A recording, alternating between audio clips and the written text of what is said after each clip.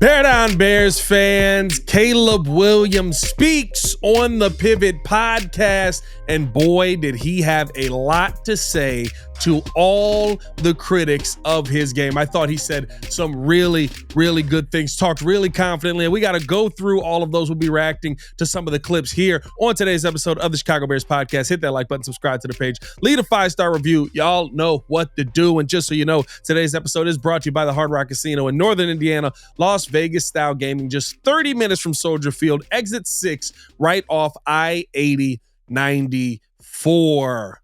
How you guys feeling? Another week ahead of us, but this is so incredibly different because, ladies and gentlemen, it is draft week. I am so excited. I cannot wait for this finally to all be done and we can start looking at the team that Ryan Poles has fully put together, evaluate the offseason, evaluate moves that still need to be made, and evaluate how far this team is away from seeing success this season. I'm so excited to see what the Chicago Bears are going to do with this draft outside of the number 1 overall pick, because I think we got that locked up pretty much.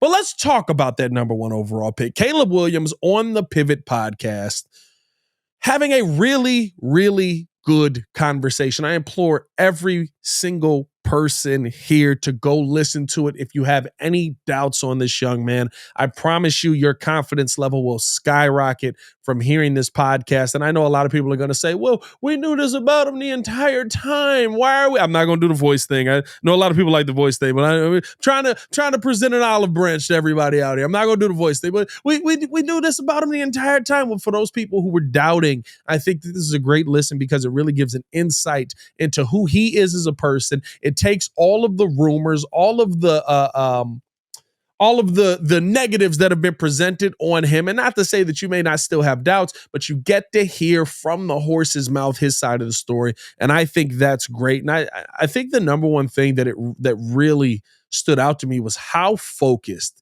Caleb Williams is throughout everything in life. He was talking about on his phone how he's got all his goals set out. He looks at them every single day, and he ends up handing the phone to Ryan Clark, and you see the goals on there, and you just see how he's been able to accomplish so many things because he's locked in. He's so focused. Let's give it a listen. I set number 1 on my list a long time ago. And once I hit him or once I pass him and can't do them again, I remove them. And once I achieve them or once I pass them. Your list is your screensaver. Yeah, my list is my screensaver, and can I see it? Yeah, yeah. So it is in there. My everyday screensaver. I have a few other ones on here. He's way more focused than I ever was. He's way more focused than you are now. I have without a doubt. This was last year, so I change it every year depending on what I can and cannot reach. Don't get bored with consistency. Oh yeah, those are my reminders for myself. But I set my goals. I have certain quotes, and then I get after it. I feel as if I do these things. So if I won the second Heisman last year, and I won a national championship, then all the self goals, and I try and preach this to some of my guys and the team and stuff, that if we've reached these team goals, all your self goals get accomplished. So set your self goals, but achieve and reach for a team goal, because all the self goals they all get swept under that. And so that's how I do it for team wise. And then obviously some of the self goals, like the first pick is a self goal. Super Bowls is a team goal, so all the MVPs get swiped under that. All the Super Bowl MVPs get swiped under that. All the passing yard leaders, all the whatever case maybe gets swiped under that list. And so that's kind of how I do my goals. So getting it always ends up being getting the team goal for me. I just thought that was amazing.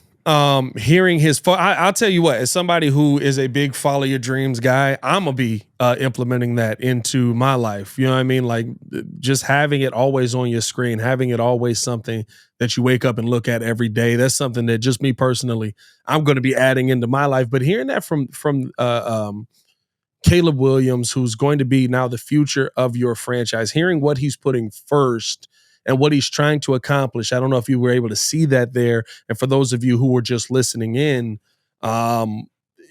when he's changed screensavers. Of course, he had on the first one get drafted number 1 overall, and he's going to be able to accomplish that goal. But on the other one, it was win the Heisman a second time, win the national championship, and when he talks about when you accomplish the team goals, all of the other goals fall into place. That to me is so important to hear, because it tells you that whatever this narrative was, that he's out for him, that he's a selfish guy, that a lot of his teammates don't like him, that he's not looking to do for the team, he's looking to do for him. A lot of the stuff that's been dispelled throughout this offseason. And that I think Ryan Poles has proven without a shadow of a doubt when you heard him talk about, I'm struggling to find a guy who doesn't like Caleb Williams right now.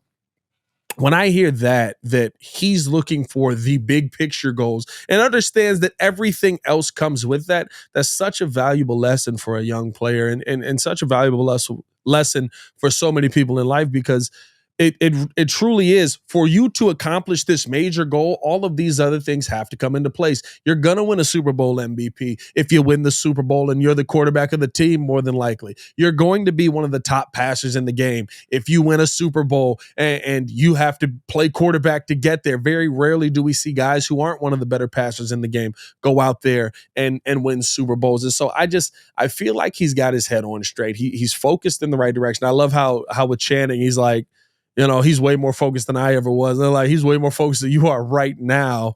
But it's just when you see how young he is, but you see that level of focus, that to me is something that as a leader, you have to have as a leader of men. This is really what a lot of the questions on Caleb Williams were how's he going to be as a leader? How's he going to be when he comes in to the NFL as a leader, right? If you keep your team focused on the right goal, everybody eats. It's one of my favorite things that came out of social media, the social media era, right? Everybody eats, B. And I think that's one of the things that when you look at Caleb, when you look at how he's attacked throughout his college career, now you see kind of what he's been able to, okay, this is where I need to be looking. This is how I need to be moving. And I think so many other things fall into place based on how he set those goals. So many other things all of a sudden make sense because the pain of missing a goal could be a reason for crying, right? And we heard that was the other major criticism on him. We'll talk about that as well. But right, like the pain of missing a goal, the struggle of realizing that you can no longer accomplish a goal, but being able to set new goals. Those are all things that to me, I'm not going to lie. If you're not sold on Caleb Williams, and I was somebody who was not sold on Caleb Williams before Ryan Poles made his decision and all of that, digging deeper into who he is, digging deeper into the mentality and hearing it from him, because you hear from so many people, but it means so much more hearing it from the person who is actually being talked about, hearing it from him and hearing it in this way. Listen, I'm sold. Let's go. Let's go out here. Let's find a way to win some Super Bowls. I thought that he talked about, how his game is going to progress. And he even talked about, and I think this is a great spot for us to transition into our road to the draft, brought to you by Toyota. Let's go places. We appreciate our sponsors at Toyota rocking with us all the way to the draft. The draft comp has been put on him so many different times of so many big name quarterbacks. But I think that the name Pat Mahomes kept coming up and everybody's like, yeah, kinda. But like, I don't know if that's the name that I would attribute most to him. And since the recent mock drafts and different things like that have been coming out, there's been one name that's continued to stand out, and it is his favorite quarterback of all time, which, listen, we'll deal with that, once you start winning here, right? It's a little tough. Your favorite quarterback is our arch nemesis. But hearing that Aaron Rodgers is his comp and hearing him talk about how he's going out there trying to mimic Rodgers, I thought that was such an insightful a bit of information to bring up, because if you look at Rodgers' game versus the Packers, and I'm telling you, you can look at every single game versus the Bears, and then you look at a lot of what Caleb Williams had to deal with at USC, how he was able to overcome, how he kept that offense on track. It's kind of Aaron Rodgers. Like, let's give it a listen. I'm a player guy, and Aaron Rodgers is my guy, but I couldn't join the bandwagon. I'm still Aaron Rodgers fan. He's still my guy, but I couldn't join the bandwagon of becoming a Jets fan. I couldn't do it. So I'm still an Aaron Rodgers fan. If he's playing for somebody, I'm a root for him and things like that. So That's my answer to that. You know what happens. You make all these off-platform throws and you do some of the things that you could do with improv, and people compare you. Right now, Patrick Mahomes is the gold standard at the position. The closer we get to the draft, you are hearing that comparison more, the Aaron Rodgers comparison. As someone who grew up a fan of Aaron Rodgers, when you hear things like that, what does that make you feel? Makes you feel good. So I mimic my game after, it's like the Kobe MJ. It's like the Kobe MJ kind of thing, where you watch and you mimic and you okay, I'm gonna go try this while I'm training. I'm gonna go try this a little foot pop. I'm gonna try this, throwing my body this way and throwing it back over my head this way, and like he did versus the Vikings in between 2-3 guys with a D in his face and things like that. So when I was like his first, second year in the league, third year in the league, so just trying things like that at a young age, trying things that Patrick Mahomes does, trying things that Tom Brady does. Watching Tom Brady, and you can see in his eyes like, okay, this is a switch that happened when So it's like I said, sitting back, watching, learning, taking in what I can take in and adapt to my game in my best way possible and make it my own. And some of it may look like some of what Pat does, some of what Aaron Rodgers does, because they're the best. And to be the best, you want to learn from the best. To be a leader, you got to first be a follower. And so with that, I watch those guys, I follow those guys, their steps and things like that. So to get to that point, to get to where they are, winning Super Bowls, being MVPs, or throwing these crazy passes and things like that is where I want to be. I want to win Super Bowls. I want to be up there with those guys competing versus them. To be a winner, you have to first be a follower. Listen, that pretty much sums it up. And I love the fact that he's not shying away. So many guys shy away from the like, oh, you're trying to be like this guy. Do you want to be like this guy? Do you see yourself as this, right? And it's like, well, no, I see myself as, me, and this is how I'm going to be, and this is how I'm going to create my own lane. There are guys that have already done it and have been uber successful at it. I love the fact that you hear that he's looking at so many different things that Patrick Mahomes is doing, that Aaron Rodgers has done, and looking to mimic those guys, because guess what? Those are guys that have had success, that Tom Brady has done. Those are the guys that have had success. Those are the guys that there's already a blueprint there. Why sit there and try to rewrite the entire book when you've already got 98% of the pages written and you've just got to add your finesse to what's already there? It also, I think Aaron Rodgers is the perfect comp as well when you talk about him mimicking his game to him. Because on top of everything else, you've also got a guy who, in Aaron Rodgers, has the similar size, similar build. I thought the Kobe to MJ comparison was perfect. Now, that's a lot of greatness to have to live up to, but I thought that comparison was perfect because when you look at how both guys are built, how both guys play, I think we've gotten to a point where now the big play guys, all of a sudden your mind instantly just goes to Patrick Mahomes. He's the guy that does it. But it was Aaron Rodgers before all of that. It was Aaron Rodgers before all of that. And I think that that's something that once I heard the Aaron Rodgers comparison, we started hearing that a lot more, it was like a light turned on. It was like, this kid does kind of move like Rodgers. Like, I know, listen, and it's not to say, I feel like people view that as like, that's more of an acceptable answer. That's still ridiculously high praise. Like, oh, well, comparing him to Pat Mahomes is insane, but Aaron Rodgers is a more acceptable answer. Oh, is it? You mean the guy that like just doesn't throw interceptions, that has a 3+1 touchdown to interception ratio, that has almost 60,000 yards in the NFL, that has a career quarterback rating of 103? Like, yeah, that's the more acceptable guy because he's only got one Super Bowl ring. So that feels a little bit more right than Pat Mahomes, because how can you reach that level of greatness? Aaron Rodgers is literally probably the greatest talent as far as throwing the football we've seen until Pat Mahomes, and Pat Mahomes has a lot of career left to absolutely surpass that. But Aaron Rodgers is a freak of nature as well. But I love the fact that when you look at Caleb and when you compare it to Aaron's game, right, the thing that always stood out to me with Aaron was you had to pick your poison. Are you going to blitz this guy? Are you going to play zone against this guy? Are you going to wait for him to pick you apart? Or are you going to try to attack him? Because if you try to attack him,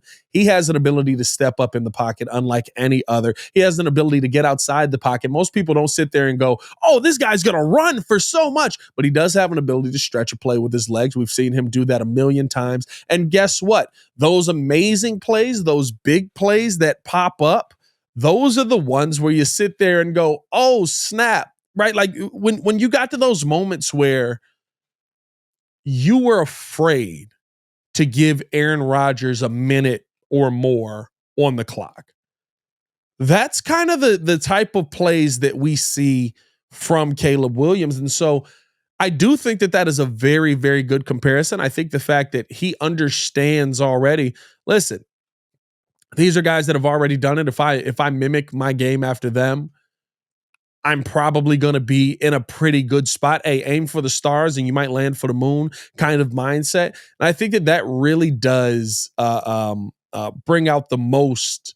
It says the most about, again, going back to his mindset, going back to his focus, going back to what his goals and dreams are.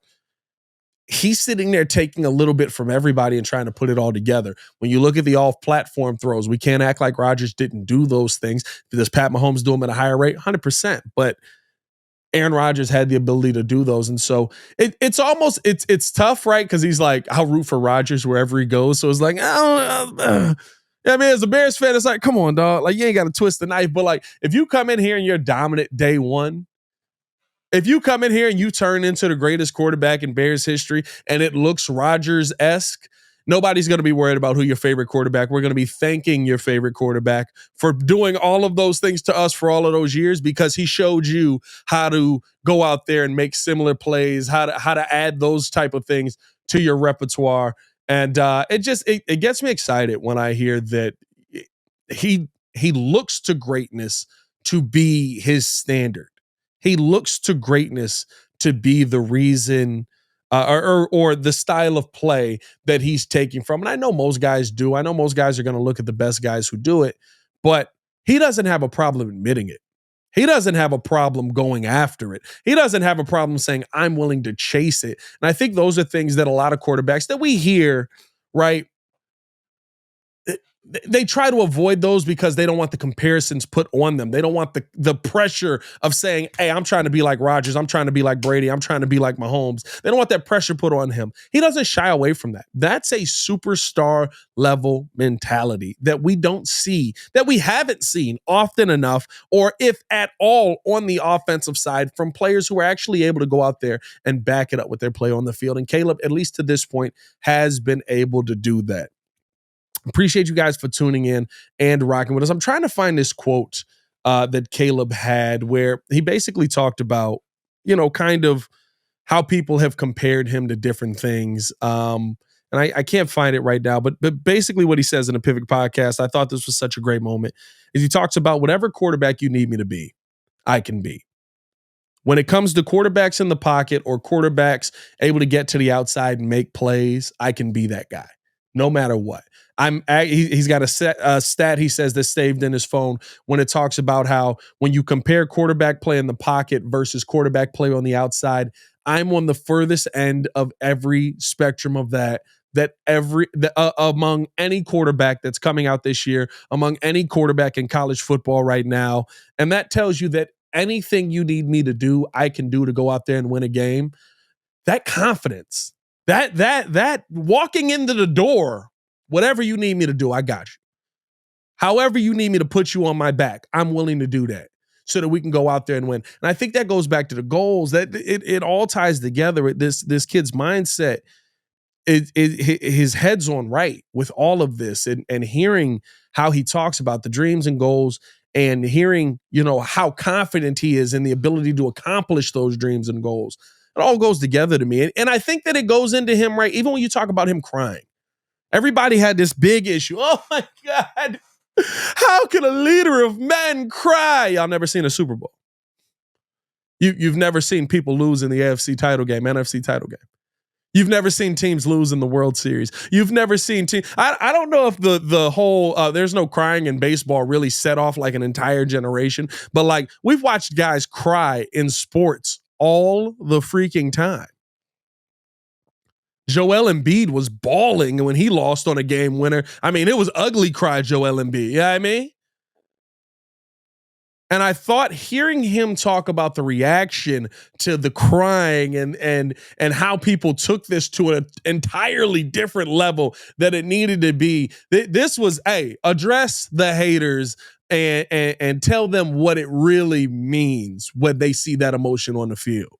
Since I was 4 when I lost, I cried. And so it didn't bother me, but the fallout that everybody kind of I don't know, it struck gold, I guess, for people and things like that. And so one thing about me is my guys know I care. So that's one. And then the second part of that was that one looked so much more than the other ones. Because I mean, I've been on the internet before with you know, Jordan crying emoji and right next to my picture and stuff like that. You got some funny I got some memes. I got some funny memes. I do. My homeboy behind the set sends me all of them, and so yeah, we both die laugh at them. You know, when we're sitting here chilling on the couch, we both die laugh at them. And so that one hit home for me because I understood that it was getting to the end point of the year. I wasn't able to reach a championship in possibly my last game, or one of my last games, and so that's why that one hit so heavy and why it looked so exaggerated and things like that because it hit me really hard right after the game because I understood my college career and my guys that I've been with, you know, for 3 years, 2 years is coming to an end for me. And going 6-3 at that time, you understand that there's no national championship. And so, especially in college, it beat me up pretty bad right there in that moment. So that's why it looks like that. But one thing, like I said, my guys know I care, and winning is the most important thing to me. I appreciate all the awards, but I will say this about the awards. None of y'all saw me cry when I got the awards. And that's what it comes down to, dog. Like, listen, I understand, like, there's this generation where it's like you take the loss on the chin. You don't show the emotion in public because it shows a sign of weakness. Okay. And I'm not taking anything away from that generation. I mean, that was a time in human history and American history, especially in American sports, where, you know, showing that level of emotion meant that you were weak, meant that, you know, and it gave your opponent something to go out there and use against you when they faced up against you, and you didn't want to do any of that. But when you hear that winning meant so much to him that he couldn't control his emotion, and that's kind of what he talks about in there, right? Where he jumps in the stand, sees his mom. The second his mom touches him on the shoulder, everything hits him at once. He goes back to being that 4-year-old kid where the losing eats him up so much inside. And he realizes, right, at that point, you've got what? You've got 4 or 5 more games left, and the season's over for you. It's done. You're 6-3. You can't win. You can't go to a national championship. You can't go to the Big 12 championship, right? You can't do any of that because you weren't good enough, because your team wasn't good enough. And you know, as the quarterback, the guy who's taking all of the daggers, the guy who's getting hit with all of the shots, he's gotta carry that load on his own. Not to say that the team isn't feeling those same things with him, but that's a lot to put on a kid's shoulders. And yes, he's still a kid. I know he's making $4 million, whatever that is. He's still a kid. Money doesn't change you from being a kid. And he's a very mature kid that is becoming a very mature man that will be heading into the league. But like the crying aspect of it, like don't take that as a sign of weakness. Take that as a sign of want. Going back to the goals. There's an entire list of things that he had set out for that year that is gone. You don't have the goals, you're not winning the Heisman. Right? You don't have your team in a position to win a national championship or to go to the playoffs or whatever it is, you're not winning the Heisman. When you've already won it, I should say, right? I'm not saying that it's not possible to win it if you're that level of a player, but when you've already won one, the standards are raised, national championship. So that takes him out of that conversation. You're not getting these guys that you fought with for 2 years.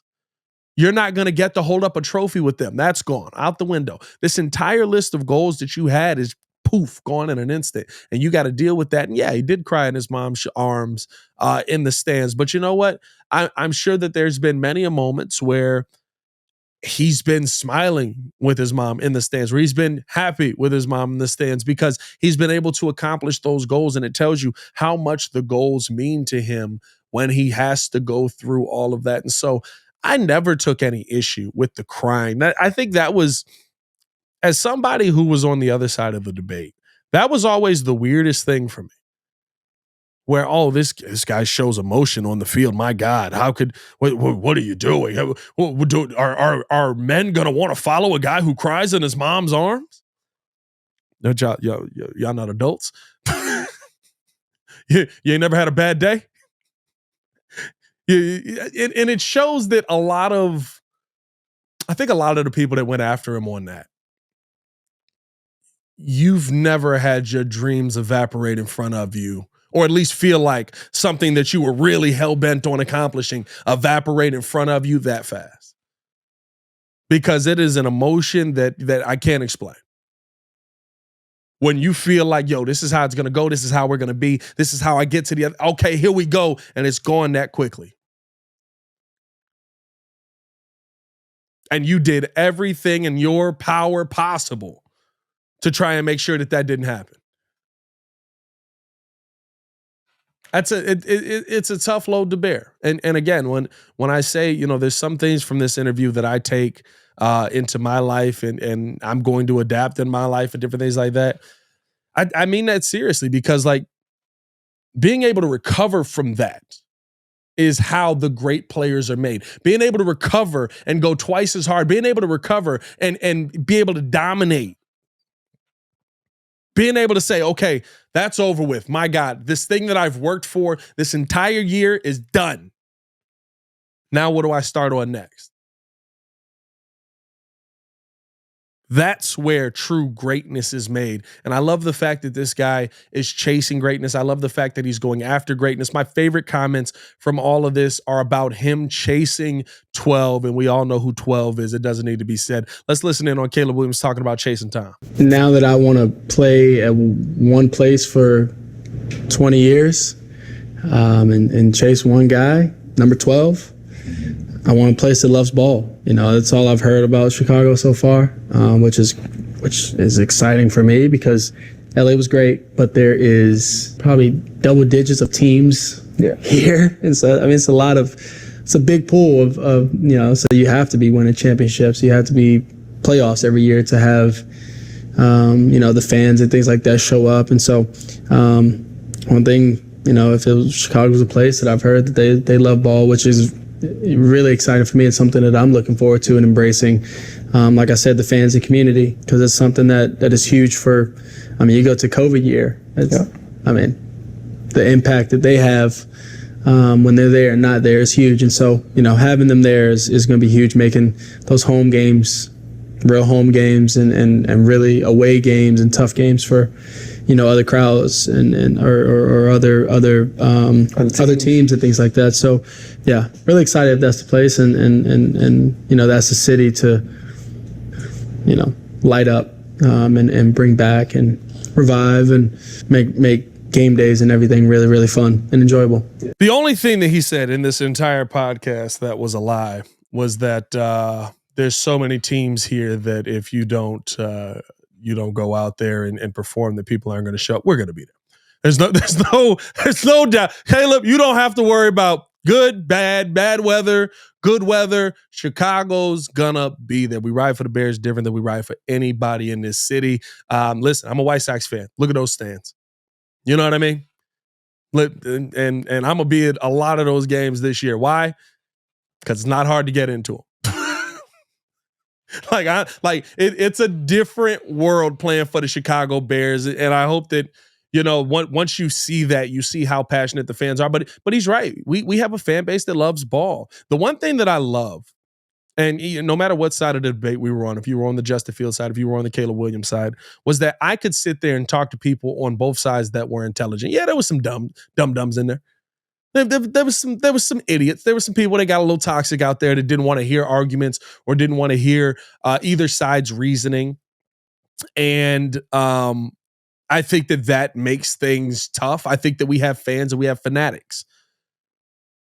But one thing that you could say about Chicago is that we're a city that, like, hey, listen, I got to sit here and go into my job as an electrician at IBW, and I'm putting in a 16-hour shift. And you know what I'm doing on my lunch break? I'm sitting here and I'm looking up Caleb Williams' stats for over the middle. How often does he attack over the middle? What is his completion percentage over the middle, so that I can sit there and have an intelligent conversation on football? I know a bunch of guys that do that. Or I want to sit here and talk about, the base of the conversation is the Chicago Bears don't get enough sacks. Well, okay, where the pressure's created from a bunch of people that are investing in PFF and different things like that, to know the inner stats, to sit there and say, listen, you got to sit there and look at how much pressure they're getting from the interior. How much is Javon Dexter doing? What's his pressure rate? What's his quarterback hit rate, right? Like, we are a fan base of fans. And yes, maybe we get to a point where we get a little too fanatic at times and we get too excited and we get a little overhyped about our teams. But we're going to sit there and we're going to do the research. We're going to dig deep, and we do love football no matter what. And we love our sports. This is an amazing city for him to come to. And when you pair that up with, again, going back to this young man's mindset of chasing Tom Brady, wanting to be in one place for 20 years and chasing Tom Brady. And that place could be here. Those are two things that excite me to hear. Why? Because he understands what the gold standard of quarterback is in the NFL. The gold standard of quarterback isn't the guy that's spending 4 years with one team and then he ends up picking up, moving out, and he's got like 5 years on another team. And like those guys, you don't look at those guys that way, right? You don't look at the quarterbacks who are the journeyman guys, or the quarterbacks who are they're good quarterbacks, but they're quarterbacks for hire, right? Listen, 20 years down the line, we're going to be singing the praises of Kirk Cousins being able to get so much money, not Kirk Cousins being in one place forever. Because I'll bet you we got probably a 4 or 5 year stint of him here with the Vikings. Yeah, he's going to play a while, ladies and gentlemen. I can guarantee that. But right, you're going to look at Kirk Cousins in Washington, then you're going to look at him in Minnesota, and then you're going to look at him in Atlanta and how he finishes out his career here. And you're going to go, hey, he was a nice player. He had some stints there, but those aren't the guys we talk about. Think about the guys we talk about: Young, Elway, Brady, Manning. And yeah, Peyton went and won in Denver, but like we kind of were like, just don't die. Like, don't hurt your neck again, bro. Like, get there. You're going to be okay. We think of him as a Colt because of how much time he spent with the Colts. Right? Like, yeah, guys finish their careers in different places. I can see that happening. But that gold standard of guys is usually with one team. And he wants to be that gold standard quarterback. I love that. You want to chase Tom? I love that. Even Tom finished on a different team. But when we get 10 years away, right, it's still so fresh. He's talking about coming back. Please don't come back, Tom. We don't want to see you die. But right, like, it's still so fresh that we're like, he also did it with the Buccaneers and won a championship. Yes, he did. But when we're 20 years out, we're going to think of Tom Brady as a Patriot, not as a Buccaneer. The Buccaneers thing, I guarantee you more people will be like, oh, yeah, he was with the Bucs too, wasn't he? Oh, yeah, he did win that championship with the Bucs. He was killing that year. 5,000, crazy. You think of those guys as the team that they're with for the majority of their career, and he understands that. And again, you talk about a guy who's got his head on right, who's got his head on his shoulders right, and who's looking to go out there and be dominant. My favorite thing about Tom is the Julian Edelman story, where Tom Brady's sitting there lifting weights. I think they had just lost to the Giants, and Julian Edelman comes up to him and says, "Hey, don't worry about it." He's working out right after the Super Bowl next day. He said, "Don't worry about it, Tom. We'll get you to not Young. Who am I thinking of? Freaking My God, why can't I think of the quarterback? Name is slipping me right now. Y'all know what I'm talking about. San Francisco quarterback. And everybody's going to be cooking me in the comments for this. But we'll get you there. We'll get you to the number one quarterback of all time. He's like, I'm not chasing a quarterback. I'm not chasing NFL records. I'm chasing Jordan. I want to beat 6. I want to get over 6.